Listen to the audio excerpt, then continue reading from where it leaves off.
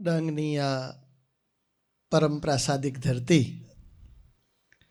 જેને અનેક વખત ગુરુહરિ હરિપ્રસાદ સ્વામીજી મહારાજના પુનિત પદ્રસથી પાવન થવાનું સદભાગ્ય પ્રાપ્ત થયું હતું, એવી આ ધરતી.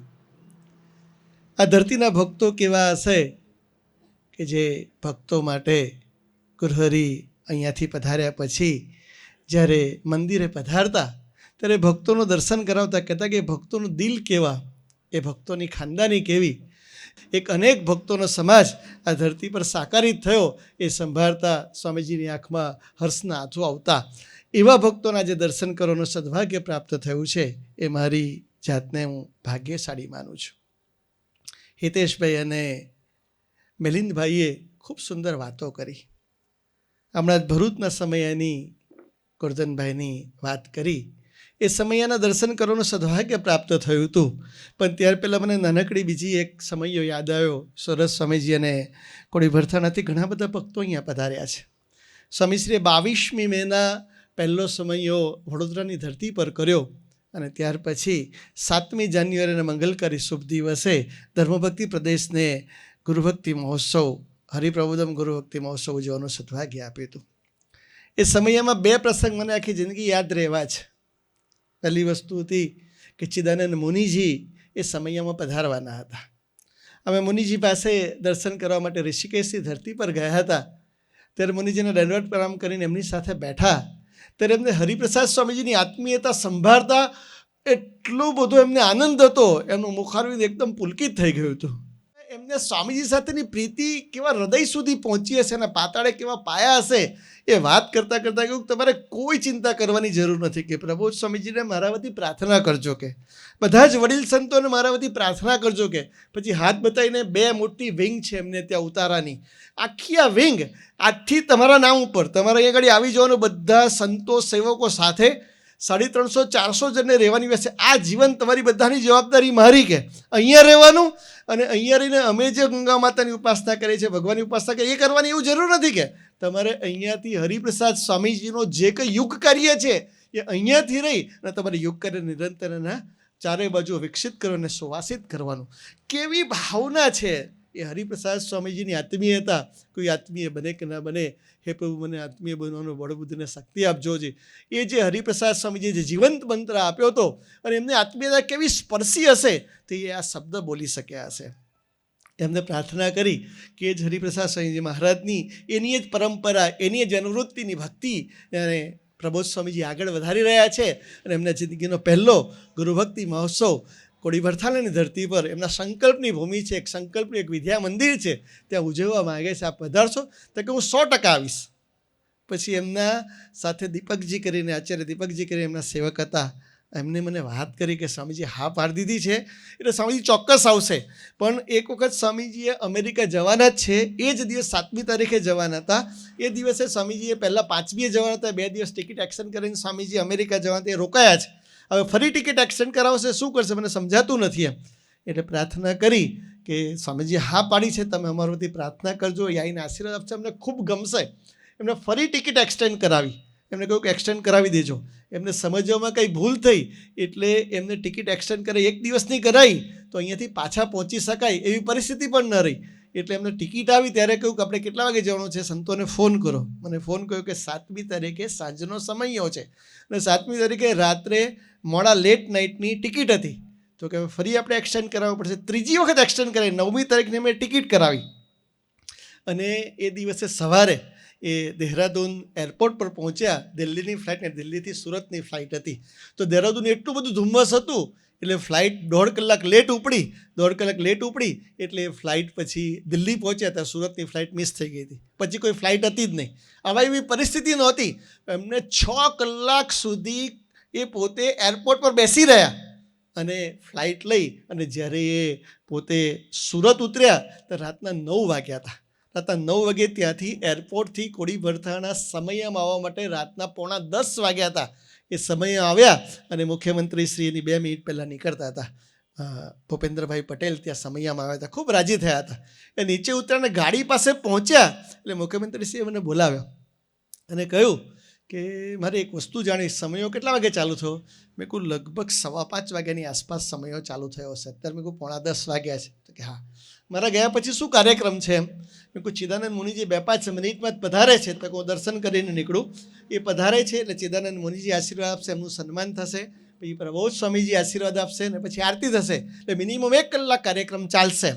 તો કે 6 કલાક કાર્યક્રમ ચાલશે કે? પછી ગાડીમાં બેઠા એટલે હું આમ નીકળતો એટલે ફરી બોલાવ્યો અને કહ્યું કે તમારે એક પ્રશ્નનો જવાબ મને આપવાનો છે. મેં કહું હા સાહેબ, કંઈ ભૂલ થઈ ગઈ? તો કે ના ના ના એવું નથી, તમારે અઠવાડિયા પછી આ બધું વાઇન્ડ અપ થઈ જાય પછી સીએમ હાઉસ આવવાનું.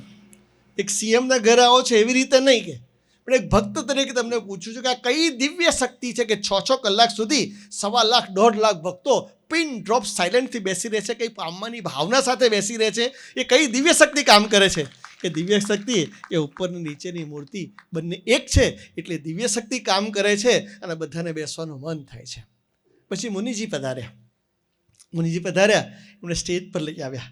જેવા સ્વામીજીએ ગુરુહરિને સાહસતા કેવી છે, એમનું દાસત્વ કેવું છે. મુનિજીને આવતા જોયા એટલે પોતાના આસન પરથી તરત નીચે ઉતરી ગયા. 10 સ્ટેપ આગળ ચાલી અને મુનિજીને પંચાંગે પ્રણામ કરી. બંને યુગ પુરુષ એકબીજાને પંચાંગે પ્રણામ કરતા હતા. બંને એકબીજાને ભેટી પડ્યા. પછી આસન ગ્રહણ કરવાનું કહ્યું. તો પ્રબોધ સ્વામી કે તમે મારા આસન પર બેસો. મુનિજી કે મારાથી આસન પર ના બેસાય, તમે મારા આસન પર બેસો, મારી પ્રાર્થના છે, તમે આશીર્વાદ આપ્યા છો, અમારા માટે સ્વામીજીની જગ્યાએ છો, આપ અહીંયા બિરાજો. મુનિજી કે મારાથી ના બેસાય. હાથ પકડી એમને ત્યાં આસન પર બિરાજમાન કર્યા અને મુજી એમના આસન પર બિરાજ્યા. પછી હાર પહેરાવવાનું થયું. એમનું એનાઉન્સમેન્ટ કર્યું સરસ્વામીજીએ. એટલે જે કંઈ વડીલોના સંતો હાર પહેરાવવા આવ્યા હશે એ મુનિજીને પહેરાવવા ગયા. એટલે મુનિજી કે પ્રબોધ સ્વામીને પહેરાવો. એમને હાર પહેરાવ્યો. એ લાંબી આખી લાઈફ સાઇઝનો હાર હતો. એટલે મુનિજી પ્રબોધ સ્વામીને પહેરાવવા માટે ત્યાં આગળ હાર ગયા. એટલે સુચેતન સ્વામી હાર પહેરાવવા હતા. ભગવાને બુદ્ધિયોગ આપ્યો એટલે એમણે મુનિજીને અને પ્રબોધ સ્વામીને બંને હાર સાથે પહેરાવી દીધો. એ દર્શન જે હતું ને એ બહુ અલૌકિક દર્શન હતું. એ દર્શન હતું ને એ આત્મીયતા શબ્દને ચરિતાર્થ કરે એવું દર્શન હતું એમ. અને પછી મુનિજી પોતાના આસન પર બિરાજીને પોતે આશીર્વાદ આપવાની શરૂઆત કરી એમ. અને આશીર્વાદને એમને બહુ સુંદર વાત કરતાં કહ્યું કે હરિપ્રસાદ સ્વામી ધરતી પરથી ગયા જ નથી. હરિપ્રસાદ સ્વામી ધરતી પરથી ગયા જ નથી. એ આપણી સાથે જ છે, આપણી સાથે જ અખંડ રહેવાના છે, આપણી વચ્ચે જ છે અને આ પુરુષમાં છે. વિચાર કરો કે જેની પાસે એનસાયક્લોપીડિયા ઓફ હિન્દુઇઝમ લખેલું છે, જેના પોતાના હજારો નહીં લાખો શિષ્યો છે, એને ખાલી 10 મિનિટની કંઈક 9 કે 10 મિનિટ પછી એમને પોતાના વક્તવ્યની શરૂઆત કરી હતી. એમાં પ્રબોધ સ્વામીજી સાથેનું ઇન્ટરેક્શન ખાલી 45-50 સેકન્ડનું માત્ર હતું. આવા પુરુષની આપણને પ્રાપ્તિ થઈ છે એ આપણા જિંદગીનું બહુ જ ખૂબ મોટું ભાગ્ય છે. આવી જ રીતે 2020ની સાલમાં ગુરુહરિ હરિપ્રસાદ સ્વામીજી મહારાજનો 2020નો ખૂબ મોટો સમયો 1, 2, 3 અને 4 જાન્યુઆરીના મંગલકારી શુભ દિવસે વડોદરાની ધરતી પર ઉજવાતો હતો. બહુ અભૂતપૂર્વ સેલિબ્રેશન હતું. કલ્પના ના થઈ શકે એવા લાખો ભક્તોનું માનવ મહેરામણ એ ધરતી પર ઉમટ્યું હતું. અને એ પરિસ્થિતિમાં ભૈયાજી જોશી રાષ્ટ્રીય સ્વયંસેવક સંઘના ખૂબ મોટા કાર્યકર્તા, એક આદર્શ વ્યક્તિત્વ, એ પોતે ત્યાં આગળ એ ફંક્શનમાં પધાર્યા હતા. બહુ અદ્ભુત વ્યક્તિત્વ ભૈયાજી જોશી. આપણી આંખમાં હર્ષના આંસુ આવી જાય. 24 કલાકની હરેક સેકન્ડ રૂવાડે રોડે જેના જીવનમાં હિન્દુઇઝમ છે બીજી કોઈ વસ્તુ નથી એવા ભૈયાજી જોશી ત્યાં આગળ ફંક્શનમાં પધારવાના હતા. એટલે મને પૂછ્યું હતું કેટલા વાગે આવું? મેં કહું 5:30-6ની વચ્ચે આ પધારશો તો ચાલશે. એક્ઝેક્ટ 6 વાગે દીપ પ્રાગટ્ય છે અને યુવા મહોત્સવની શરૂઆત આપનાથી કરવાની છે. કે સરસ, હું અહીંયા નજીક જ કારેલી વિભાગમાં એક કાર્યકર્તા ને ત્યાં મારો ઉતારો છે અને ત્યાંથી તમે ફોન કરશો એટલે હું આવી જઈશ. મેં કહું સારું. અમને સુચેતન સાહેબને મૂકી અને સાઇટ પર આવ્યા. ત્યાં ફંક્શનની બધી તૈયારીઓ કરતા હતા. એમાં ભૈયાજી જોશીનો ફોન આવ્યો કે હું અડધો કલાક વહેલા આવું, 1.25 કલાક વહેલા આવું તો તમને કંઈ પ્રોબ્લેમ નથી? મેં કહું ના, કોઈ પ્રોબ્લેમ નથી, આપ પધારો, અમારા માટે ભાગ્યની વાત છે. તો કે હું વ્યવસ્થાનો માણસ છું અને મારી બધી વ્યવસ્થા જોવા માટે મારે આવવું છે. એટલે મેં કહું પધારો જરૂરથી. હું ગેટ પાસે આવીને તમને ફોન કરીશ. એટલે આપણે ગાડી તૈયાર રાખી એમને રિસીવ કરવા માટેની આવ્યા. એટલે મેં કહું સ્વાગત કક્ષમાં જવું છે? તો કે ના ના ના ના, મારે આખા કેમ્પસની વિઝિટ કરી છે, બધી વ્યવસ્થા જોવી છે. એટલે એમની સાથે અમે યાત્રાની શરૂઆત કરીએ. એક પછી એક જ્યાંથી ઓફિસથી શરૂઆત કરી અને જુદા જુદા ડિપાર્ટમેન્ટમાં ધીમે કરતાં આખી અમારી 25-30 મિનિટ અમારી યાત્રાની પૂર્ણાવતી થઈ. શરૂઆત થઈ તો કે વેલ પ્લાન આખો ફંક્શન છે, કે વેલ પ્લાન ફંક્શન છે. 5-7 મિનિટ થઈ અને બધા ભક્તો લાઇનસર બધા ઉતરતા હતા પોતાની બસમાંથી, અને ઘણા બધા ભક્તો ધીમે ધીમે ધીમે ઉતારા વિભાગ તરફ યાત્રા કરતા હતા સામાન લઈને. તો કે રાષ્ટ્રીય સ્વયંસેવક સંઘ જેવી બહુ અદ્ભુત ડિસિપ્લિનથી બધા ભક્તો જીવન જીવી રહ્યા છે. કોઈ ઘોઘાટ નથી, એકદમ ડિસિપ્લિન વેથી બધા ચાલે છે. હરિપ્રસાદ સ્વામીની આ તપસ્યાની ફળશ્રુતિ છે. મેં એવું કહ્યું, થોડી આગળ જતાં શ્રીજી ચરણ સ્વામી અને સાધુ સૌરભ સાઈનું આખું ડિપાર્ટમેન્ટ ત્યાં આગળ ઉતારા વિભાગની પહેલાં ત્યાં આગળ બધી સંડાસ બાથરૂમની વ્યવસ્થા, નાહવા ધોવાની વ્યવસ્થા, 4 દિવસનું ફંક્શન હતું. ત્યાં સુધી પહોંચ્યા એટલે ગાડી સ્પેશિયલ ઊભી રખાવી, નીચે ઉતર્યા, બધી વ્યવસ્થા જોઈ, ખૂબ રાજી થયો કે બહુ સુંદર વ્યવસ્થા છે, અતિ સુંદર વ્યવસ્થા છે ભક્તોની. આ તમે જે ભક્તિ કરો છો મને ખૂબ આનંદ થયો. પછી ગાડી આગળ ચાલી એટલે ભક્તોની જમવાની શરૂઆત હતી. બધા ભક્તો લાઇનસર આવતા જાય, બધા પીરસતા જાય. આપણી જે વ્યવસ્થા છે, પહેલાં 7-8 આઈટમ હોય, પછી 5 આઈટમ હોય, પછી 2 આઈટમ હોય, પછી ડીશ મૂકવાની, પછી હાથ ધોવાના, અને પછી સભામાં બેસી જવાનું. એ બધી વ્યવસ્થા જોઈ તો કે બહુ જ ડેડિકેશન છે. પહેલાં એમને કહ્યું વેલ પ્લાન છે, પછીનો 5-7 મિનિટનો શબ્દ હતો બહુ ડિસિપ્લિન છે, પછીનો શબ્દ હતો કે બહુ સુંદર ભક્તિ કરો છો. આ ભક્તોના દર્શન કર્યું, કહ્યું કે આ ભક્તો ભક્તિથી ભરપૂર છે, એવા ભક્તો છે.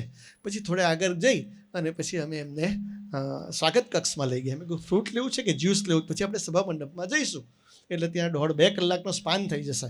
તો કે જ્યુસ લઉં છું, પહેલાં હું બાથરૂમ જઈ આવું. કેટલા ડૂબેલા આત્માઓ છે. એ બાથરૂમ જાય કે હું 2 મિનિટમાં આવું છું. એટલે આપણે બધી ફ્રૂટ ડીશ તૈયાર રાખી, એમના પાસે જ્યુસ તૈયાર રાખ્યું. એ બાથરૂમમાં ગયા, 10-12 મિનિટ થઈ અને પછી એ આવ્યા તો એકદમ સ્પીડથી આવ્યા કે ભૂલ થઈ ગઈ, મારી ભૂલ થઈ ગઈ. મેં કહ્યું શું થયું એમ?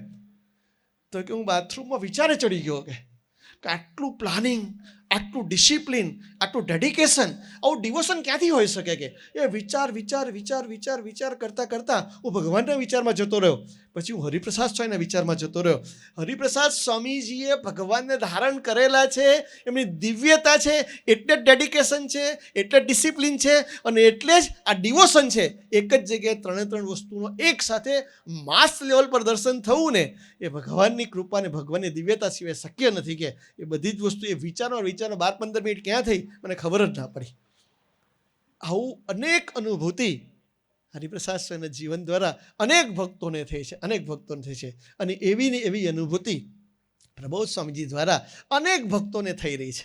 હમણાં જ ભરૂચના સમયની વાત કરીએ તો ભરૂચનો સમયો તો બહુ અદ્ભુત ભક્તિ એ પ્રદેશના ભક્તોએ અદા કરી. બહુ સુંદર ડોર ટુ ડોર કેમ્પેનિંગ કરીને એ લોકોએ છેલ્લા 3-3.5 મહિનાથી અદ્ભુત સેવા ભક્તિ હરિશરણ સ્વામી અને મિલિંદભાઈના સાનિધ્યમાં બધા ભક્તોએ, અંબરીશોએ, બધા જ યુવકોએ દંડવટ કરવા જેવી ભક્તિ અદા કરી. આત્મીયતાનો સંદેશો પણ વ્યાપક બને અને સાથોસાથ ગુરુહરિના યુવા મહોત્સવને બધાને આમંત્રણ મળે, એના માટે 3 મહિના કોન્સ્ટન્ટ એન્ડ કન્ટિન્યુઅસ 1 પણ દિવસ બ્રેક કરે છે જે ભક્તિ અદા કરી છે, એ આપણા સૌના માટે ખરેખર આદર્શ છે. એ ભક્તોએ જે ભક્તિ અદા કરી છે, જેના ફળ સ્વરૂપે અને ગુરુના સંકલ્પે આટલા બધા ભક્તો એ ધરતી પર પધાર્યા, કલ્પનાતીત ભક્તો એ ધરતી પર પધાર્યા.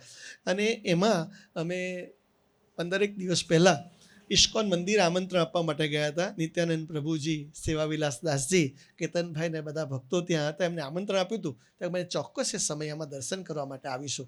એ લોકો સમયમાં આવ્યા. ગુરુહરિના સ્વાગતની ભવ્ય એન્ટ્રી ભક્તિપૂર્ણ હૃદયથી સંતોએ બહુ સુંદર વ્યવસ્થા કરી હતી. બહુ ભવ્ય એન્ટ્રી હતી. એનું દર્શન જ એટલું બધું દિવ્ય હતું કે આપણે કલ્પના ના કરી શકીએ એમ. એ બધા જ સંતો ત્યાં આગળ બિરાજમાન હતા, એમને દર્શન કર્યા. કેતનભાઈ, પરેશભાઈ, બધા મુક્તો ત્યાં આગળ એ ભક્તોએ દર્શન કર્યા. અને ગુરુહરિ ધીમે ધીમે આપણા નજીક સ્ટેજ તરફ સન્મુખ આવી રહ્યા હતા. એ પરિસ્થિતિમાં ધીમે ધીમે નજીક આવ્યા ત્યારે મને બીજો નાનકડો પ્રસંગ યાદ આવ્યો. પરમ દિવસે મને નેહ પદ્મસાગરજી મહારાજના આશીર્વાદ લેવાનું સદભાગ્ય પ્રાપ્ત થયું હતું. એ પદયાત્રા કરતાં એ પોતે બોમ્બે તરફ જતા હતા અને ત્યાં આગળ પરેશભાઈનો ફોન આવ્યો કે આ જગ્યાએ છે, સાનુકૂળતા ક્યાં છો? તો દર્શન થઈ શકે એવી સાનુકૂળતા છે. એટલે સુરત રાત રોકાઈ ગયા. બીજે દિવસે ત્યાં દર્શન કરવા ગયા. તેને આશીર્વાદ, બહુ અદ્ભુત આશીર્વાદ પ્રાપ્ત થયા. પણ એમના શબ્દો મને યાદ આવ્યા કે 22મી મેના મંગલકારી શુભ દિવસે જ્યારે વડોદરાની ધરતી પર આજવા રોડ પર જે સમય હતો, એ સમયમાં કેટલું ભવ્ય ડેકોરેશન હતું, બહુ સુંદર એ કલાત્મક રથ સંતોએ ભક્તિપૂર્ણ હૃદયથી પહેલો જ સમય હતો. હા, વિદ્યાનગરની ધરતી પર પધાર્યા પછી 15 દિવસ 20 દિવસ પછી જ આ ફંક્શન હતું ત્યારની પરિસ્થિતિ એવી હતી કે હથોડી પણ નહોતી અને ખીલી પણ નહોતી, એવી પરિસ્થિતિ હતી. સર્વેનું મશીન તો નહોતું એ માપણી કરવા માટેનું, પણ કોઈ તગારું ને તપેલાની વ્યવસ્થા નહોતી. એ પરિસ્થિતિમાં જે ભક્તોએ ભક્તિ અદા કરી છે ને એને ખરેખર દંડવટ કરવા જેવી છે. પણ એનું બહુ સુંદર રીતે કલાત્મક રીતે ત્યારે એ ડેકોરેશન કરેલું હતું, એ રથનું ડેકોરેશન કર્યું હતું. અને ગુરુહરિને અનેક ભક્તોની પ્રાર્થના હોવા છતાં પણ એમનું દાસત્વ, એમની સહજતા, એમનો સ્વામી સેવક ભાવ, એની સરળતા, એ પોતે આસન પર બિરાજમાન પણ ન થયા અને રથને ખેંચીને ઠાકોરજી અને ગુરુહરિને લઈને આવ્યા. ત્યારે નય પદ્મસાગરજી મહારાજે બહુ અદ્ભુત વાત કરી હતી કે લાખો ભક્તોની આવી મેદની હોય, દરેકના હૈયાને વિશે આવી પ્રાર્થના હોય અને આને બધી વસ્તુ છોડી અને હવે ચાલતા પ્રભુ સ્વરૂપને આવવું એ સામાન્ય ઘટના નથી. અને આજે એમને એક રથ છોડ્યો છે ને, મારું દિલથી એવું માનવું છે કે ભક્તોને ભવિષ્યમાં સોનાના રથમાં ઠાકોરજી સન્મુખ ઠાકોરજીની સાથે બેસાડી અને એને લઈ આવશે. આવી દાસત્વ, આવી સહજતા એ હમણાં 3 દિવસ પહેલાં સંભાળતા આજુબાજુના 2-4 ભક્તો હતા. એક ફોન આવ્યો, એમને પણ વાત કરતાં કહ્યું કે એમની સરળતા, એમની सहजता, एमनी आत्मीयता, उनको मेरे साथ आत्मीयता है और मेरे मुझको उनके साथ आत्मीय है. उनका कोई शब्द ही नहीं, उसके पर कोई शब्द ही नहीं हो सकता. के પછી એમને કહ્યું તો સરળ નહીં હોતા, સરળ બનના. એમની સરળતા કેટલી બધી સ્પર્શી ગઈ હશે એમને કે કલ્પના ના થઈ શકે એવી સરળતા એમને સ્પર્શી ગઈ હશે. અને પછી આશીર્વાદ આપી અને પોતે 18 કિલોમીટર ચાલીને આવ્યા હતા.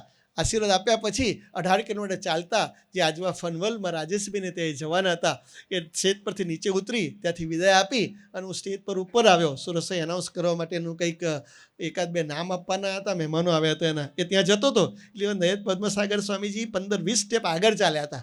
આગળ ચાલીને પાછા આવ્યા અને પાછા આવીને મને બોલાવ્યો. હું જલ્દી દોડતા ત્યાં નીચે પહોંચ્યો.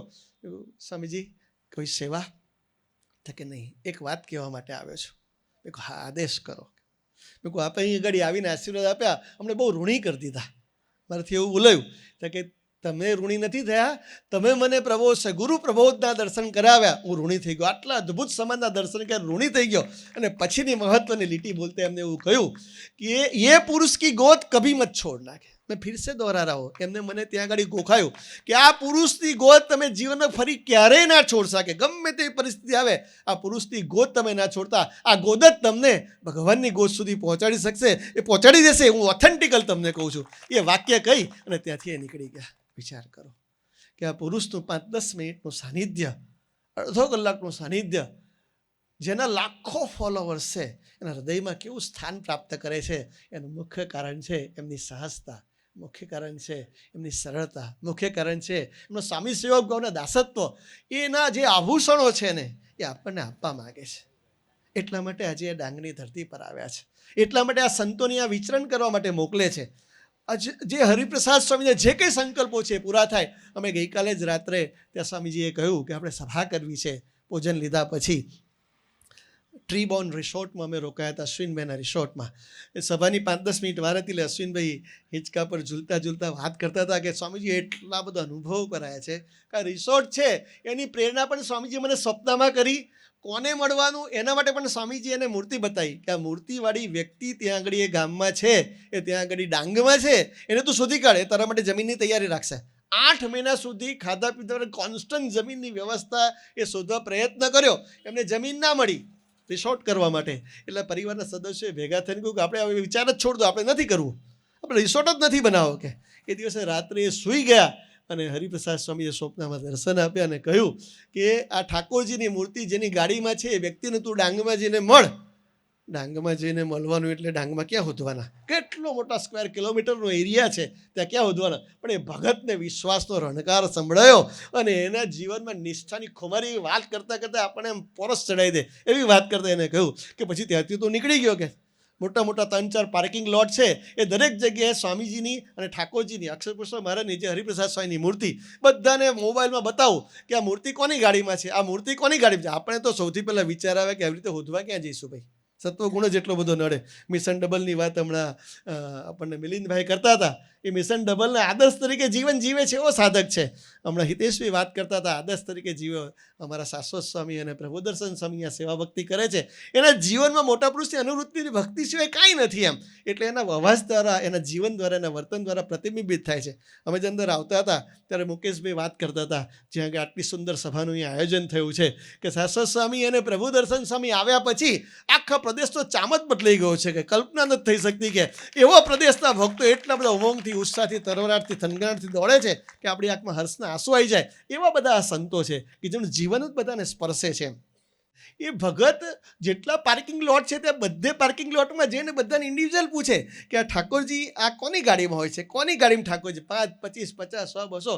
સવારનું એને ચાલુ કર્યું હતું તો બપોરે 3-4 વાગે એક ભગત એવું, હા મને ખબર છે, મને ખબર છે, આ ભગતની ગાડીમાં એમ કરીને નામ આપ્યું. પ્રભુ સ્વામી કોનું નામ, શું નામ એ ભગતનું? કુંડલભાઈ. હા, એ કુંડલભાઈ કરીને એક ભગત છે, આ ગામમાં રહે છે અને એની ગાડીમાં આવા ઠાકોરજી રાખે છે. એટલે ગામ શોધતા એ ભગતને શોધતા એને ઘરે પહોંચ્યા તો કે ભગત તમારી જ રાહ જોતો હતો, કે આ ટેલિપથી જ જો, હરિપ્રસાદ સ્વામીનું કાર્ય જ જો, અંતરમાં જે બેઠા હોય એને બીજું કંઈ સમજાવવાનો ક્યાં પ્રશ્ન છે? આ પુરુષે આપણને કંઈ સમજાવવાનું છે જ નહીં, અહીંયા જ બેઠા છે. ગુરુપ્રસાદ સાહેબ કેવી ભાવનાથી બોલે, સમજાવી દેવા માટે બોલે છે કે નિમિત્ત બનીને બોલે છે. એ બધું જ અનુભવી શકે અને આપણને નિમિત્ત બનવાનું બળ આપી શકે, બુદ્ધિયોગ આપી શકે એવા પુરુષો છે. એટલે કુંદરબેન મળ્યા તો કે તમારી જ રાહ જોતો હતો, કે તમારે કંઈ રિસોર્ટ બનાવવો છે, કે તમારે જમીન મળી ગઈ કે નથી મળી ગઈ? ઓધારે પહેલાં હજુ તો જઈને એનું નામ પૂછે, એને મળે, એને કંઈ વાત કરે ત્યાર પહેલાં કે તમારે જમીન શોધતા હતા કે મારી ગામમાં અહીંયા જમીન તૈયાર જ છે, કે ચલો જમીન તમને બતાવી દઉં, જો તમને ગમતી હોય તો લઈ લો. જે રિસોર્ટમાં પ્રબોધ સ્વામીજી 1.5 દિવસ સુધી પધારીને આવ્યા સંતો સાથે, એ રિસોર્ટની વાત કરું છું. ત્યાં આગળ એમને જગ્યા બતાવી, એ રોડથી 2 કિલોમીટર અંદર છે, 2-2.5 કિલોમીટર અંદર છે, જે સાપુતારાનો રોડ છે. એટલે એને થયું કે પ્રભુ સ્વામીજીએ પ્રેરણા કરી છે, આ ભગતે કહ્યું છે આ જગ્યા તો આપણે લઈ લઈએ. ઘરે જઈને વાત કરી તો કે આ 2 કિલોમીટર અંદર ચાલો ચાલશે કેવી રીતે રિસોર્ટ? તો કે સ્વામીજીએ કહ્યું છે, સ્વામીજીએ ભગતને કહ્યું છે એટલે રિસોર્ટ ચાલશે. એ વિશ્વાસ સાથે એ હરિધામ પહોંચ્યા અને હરિપ્રસાદ સ્વામીના દર્શન કરવાનું સદભાગ્ય પ્રાપ્ત થયું. તો હરિપ્રસાદ સ્વામીજીને કહ્યું કે સ્વામીજી તમારો ભગત મને મળી ગયો, એને મારી જમીનની વ્યવસ્થા પણ કરી દીધી અને મારા રિસોર્ટનું કામ પણ ચાલુ કરી દીધું. પણ એક પ્રશ્ન પરિવારવાળાને એવો થાય છે કે 2 કિલોમીટર અંદર છે તો ત્યાં તો કોઈ ભગત આવે જ ના, તો કેવી રીતે રિસોર્ટ ચાલશે? કે દુનિયાનો કોઈ પણ ખૂણમ તું રિસોર્ટ કરીશ ને તો પણ તારો રિસોર્ટ ચાલશે. 2 કિલોમીટર અંદર છે તો ચાલવાનો જ છે રિસોર્ટ, આપણે ચિંતા ના કરીશ એમ. એ ભક્તોને મોકલતા જાય છે, પર્યટકોને મોકલતા જાય છે, રિસોર્ટ ચાલતું જાય છે અને ભક્તોની ભક્તિ કરતા જાય છે. ત્યારે સ્વામીજીએ કહ્યું હતું એમને, હરિપ્રસાદ સ્વામીજીએ ત્યારે કહ્યું હતું હું તારા રિસોર્ટ પર પધારીશ, તારા રિસોર્ટ પર પધારીશ. ગઈકાલે વાત કરતાં કરતાં પ્રસંગના કન્ક્લુઝનમાં નિષ્ઠાની ખુમારીની સર્વોચ્ચ શિખર પર એ વ્યક્તિ બેસીને એવું બોલ્યો કે સ્વામીજીએ મને કહ્યું હતું કે તારો રિસોર્ટ ચાલશે, તારો રિસોર્ટ થઈ જશે. રિસોર્ટ તો ચાલે જ છે, રિસોર્ટ થઈ ગયો, પણ હરિપ્રસાદ સ્વામી મને પ્રોમિસ આપી હું તમારા રિસોર્ટમાં આવીશ. ગઈકાલે હરિપ્રસાદ સ્વામી ઠાકોરજી લઈને પધારી ગયા એટલે મારી જિંદગીને એનાથી વિશેષ આનંદનો દિવસ ના હોય. એ હરિપ્રસાદ સ્વામી જેટલાને જે કોઈ સંકલ્પો કરાયા છે, જેટલા અધૂરા સંકલ્પ બોલીએ એ મનુષ્ય ભાવ છે. એ ધરતી પરથી ગયા એવું માનીએ એ મનુષ્ય ભાવ છે. એ ધરતી પરથી ગયા જ નથી, અહીંયા જ છે, આપણી વચ્ચે જ છે. આપણા સંકલ્પો મનોરથ પૂરા કરવા માટે જ આવ્યા છે. પણ એ પુરુષનો આપણે અમૃત મહોત્સવ 3 વર્ષ પછી ઉજવવાના છે. ત્યારે એમનો અંતરનો દ્રઢ સંકલ્પ છે 1 લાખ યુવકો હરિપ્રસાદ સ્વામીજી અને ભગવાન સ્વામીની સાચી ભક્તિ થાય એટલા માટે એમનો સંકલ્પ કેવો છે કે 1 લાખ યુવકો સભા પર તો એકલું નહીં, 1 લાખ યુવકો પૂજા કરતા થાય અને એનાથી અમૃત મહોત્સવ ઉજવીએ. આજે મિલિંદભાઈએ વાત કરી, હિતેશભાઈએ વાત કરી, એ પ્રમાણે આજે અહીંથી દ્રઢ ઠરાવ કરીએ. આ 3 વર્ષની ટાઈમલાઈન બનાવી દીધી. પ્રભુદર્શન સ્વામી અને શાશ્વત સાહેબ જે કોઈ આપણને ટાર્ગેટ આપે એ ટાર્ગેટ પ્રમાણે, નિશાન પ્રમાણે જીવવું એ જ આપણી જિંદગીનો ધ્યેય બનાવી દઈએ. એટલે એલન મસ્ક એને કોઈએ પૂછ્યું કે તું કયા પ્રકારના મોટિવેશનથી જીવે છે કે આટલી વિપરીત પરિસ્થિતિ વચ્ચે પણ તારો ઉમંગ ગુસ્સા કરતો નથી? તો કે જિંદગી જીવન છે, મોટિવેશનની શું જરૂર છે? કે જિંદગીનું એકવાર ધ્યેય નક્કી થયું, મોટિવેશન માટેના પ્રવચનોની શું જરૂર છે? જેને ઉપાસના નથી મળી, જેને મંત્ર નથી મળ્યો, જેને આવા પુરુષ નથી મળ્યા, જેને આવા સંતો નથી મળ્યા, જેને આવા સમાજ નથી મળ્યો, એ માણસ કે એકવાર ડેસ્ટિનેશન કર્યું કે આ નક્કી કર્યું કે આ કરવું છે, પછી મોટિવેશન એને જરૂર જ ના હોય. આપણી પાસે તો ડેસ્ટિનેશન છે, ડેસ્ટિનેશન પર લઈ જનાર પુરુષ છે, સાથે ચાલનાર સંતોના આત્મીય સમાજ છે, દુનિયાનો કોઈ પણ ટાર્ગેટ એચીવ થઈ શકે. કેમ ના એચીવ થઈ શકે? કારણ સ્વામિનારાયણ મહામંત્ર આપણી સાથે છે. હરિપ્રસાદ સ્વામીના આશીર્વાદ અનુવૃત્તિની ભક્તિનો સંકલ્પ કરનાર પુરુષ અને અનુવૃત્તિની ભક્તિ કરાવનાર પુરુષ પ્રબોધ સ્વામીજી આપણી સાથે છે. તો વિશેષ વાત ન કરતા આજના મંગલકારી શુભ દિવસે આપણે સૌ ઠરાવ કરીએ કે પ્રભુદર્શન સ્વામીના શાશ્વત સ્વામીજી, જેના જીવનમાં ભગવાનની પ્રસન્નતા સિવાય કોઈ વસ્તુ નથી, જેના જીવનનો ભગવાનની પ્રસન્નતા સિવાય કોઈ ઠરાવ નથી, જે અહીંયા જે કોઈ સંદેશો લઈને આવે છે એ ગુરુહરિ હરિપ્રસાદ સ્વામીની અનુવૃત્તિની ભક્તિનો અને પ્રબોધ સ્વામીનો સંદેશો લઈને આવે છે. તો એના સથવારે જે કોઈ કાર્યકર્તા મિત્રો અહીંયા આગળ છે એ કાર્યકર્તા અને મિત્રોની સાથે સથવારે આપણે જીવન જીવીને સાચા અર્થની અનુવૃત્તિની ભક્તિ કરીએ. સાચા અર્થે એમને જે રીતે અમૃત મહોત્સવ ઉજવાવો છે એ રીતે અમૃત મહોત્સવ નિમિત્ત બની ઉજવીએ.